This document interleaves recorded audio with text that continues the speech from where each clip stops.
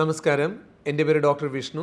ഞാൻ PRS ഹോസ്പിറ്റലിൽ orthopaedic ഡിപ്പാർട്ട്മെൻറ്റിൽ ഷോൾഡർ ആൻഡ് സ്പോർട്സ് ഇഞ്ചുറി യൂണിറ്റിൽ വർക്ക് ചെയ്യുന്നു. ഇന്ന് ഞാനൊരു ഇമ്പോർട്ടൻറ്റ് കാര്യത്തെപ്പറ്റി പറയാനാണ് ഇതിന് നിങ്ങളുടെ മുന്നിൽ വന്നത്. അതായത് ഒരാൾക്ക് പെട്ടെന്നൊരു ഫ്രാക്ചർ, ഇഞ്ചുറി സംഭവിച്ചാൽ, ചിലപ്പോൾ അത് വീട്ടിൽ നിന്നായിരിക്കാം, ചിലപ്പോൾ റോഡിൽ നിന്നായിരിക്കാം, നമ്മൾ എങ്ങനെയാണ് അതിനോട് പ്രതികരിക്കേണ്ടത്? നമ്പർ 1, നമ്മൾ ഇഞ്ചുറി ആയ ആൾക്ക് ആ ഇഞ്ചുറി ഫ്രാക്ചറോ എല്ലാം ഉണ്ടായ ആ ഏരിയ അധികം മൂവ് ചെയ്യാതെ നോക്കുക. ഉദാഹരണത്തിന് കയ്യിലാണ് അത് വന്നിട്ടുണ്ടെങ്കിൽ കയ്യിലൊരു സ്ലിങ് ഇടുക. സ്ലിങ് എന്ന് വെച്ചാൽ വെറുതെ ഒരു തുണി വെച്ച് നമ്മൾ കെട്ടി അതിനെ സപ്പോർട്ട് ചെയ്താൽ മതി.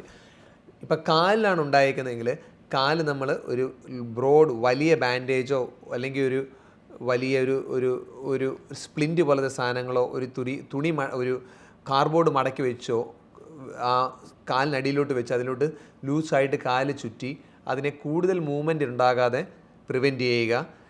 ഇനി ഒരു മുറിവോ അല്ലെങ്കിൽ ബോൺ പുറത്ത് വരുമോ അതുപോലെ എന്തായാലും ഒരു വലിയ മുറിവോ ഉണ്ടാവുകയാണെങ്കിൽ അതിൽ ക്ലീൻ ബാൻഡേജ് വെച്ച് അതിൻ്റെ മേളിൽ ക്ലീൻ തുണി ചുറ്റി നമ്മൾ ബ്ലീഡിങ് കുറയ്ക്കുക, ഫർദർ ഇഞ്ചുറി കുറയ്ക്കുക.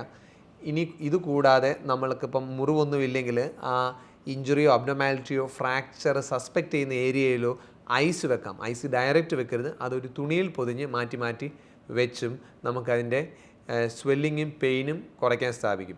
ഇനി ഒരു എമർജൻസി അല്ലെങ്കിൽ ആളൊരു ഷോക്കിലല്ല, BP കുറയുക, ഹെഡ് ഇഞ്ചുറി ഇല്ല, ചെസ്റ്റ് ഇഞ്ചുറി ഇല്ല, വയറിനൊന്നും മറ്റ് ഇഞ്ചുറി ഇല്ലെങ്കിൽ നമ്മൾ ഒരു എക്സ്പേർട്ട് ഹെൽപ്പ് വരുന്നവരെ ഈ പേഷ്യൻറ്റിനെ അല്ലെങ്കിൽ ഈ ഇഞ്ചുറി വന്ന ആളെ അവിടുന്ന് മൂവ് ചെയ്യാതെ അവിടെ തന്നെ വെക്കുക.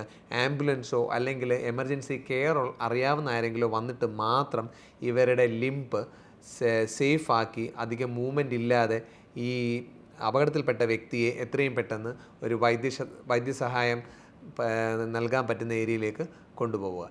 ഇങ്ങനെയൊക്കെ ചെയ്തു കഴിഞ്ഞാൽ നമുക്ക് ഫർദർ ഇഞ്ചുറി ഉണ്ടാകാതെയും ആ ഇഞ്ചുറി കുറച്ചും കൂടെ സിവിയറിറ്റി കൂടാതെയും നമുക്ക് ട്രീറ്റ് ചെയ്യാൻ സാധിക്കും. അതുകൂടാതെ ഇവരുടെ റിക്കവറിയും ഇത് ഒരു ബെറ്റർ ആയിരിക്കുകയും ചെയ്യും.